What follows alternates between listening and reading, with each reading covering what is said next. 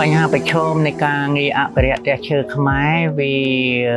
សងៃហ្នឹងវារឿងមួយដែលយើងចាប់ផ្ដើមងាកមកស្រឡាញ់ហ្នឹងអាផ្ទះដែលល្អហ្នឹងយើងមានការរស់រើស្ទើរតែបាត់បង់អស់ច្រើន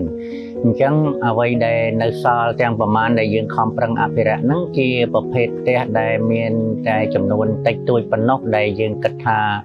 វាមានអត្តសញ្ញាណសម្គាល់ល្អហើយយើងគួរតែថែទាំដើម្បីជាគំរូជាបទពិសោធន៍ជាការងារហត្ថកម្មនិងការងារ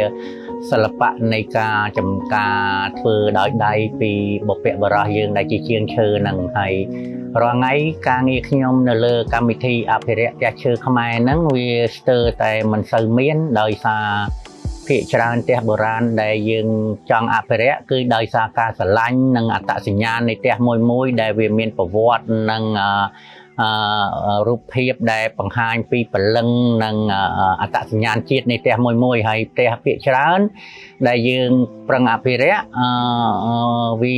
បើសារវាមានអត្តសញ្ញាណហើយអ្នកដែលនៅសល់ដែលយើងគិតថាมันជាចាំបាច់ប្រមាណនោះខ្ញុំថ្ងៃហ្នឹងការងារជំនួសឲ្យការងារអភិរក្សហ្នឹងខ្ញុំបានលើកទឹកចិត្តឲ្យធ្វើថ្មីទៅយើងប្រឹងធ្វើបន្ថែមទៅ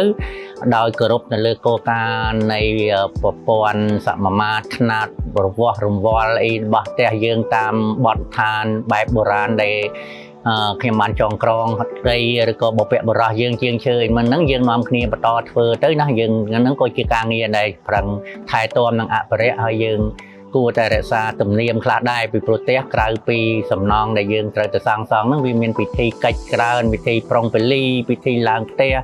ពិធីរងាប់ព្រៃរើសទីតាំងផ្ទះអីលក្ខណៈយើងគួរតែប្រឹងរក្សាប្រឹងអភិរក្សទៅព្រោះទាំងអស់ហ្នឹងគឺជាព្រលឹងនៃអត្តសញ្ញាណជាតិយើងដែរ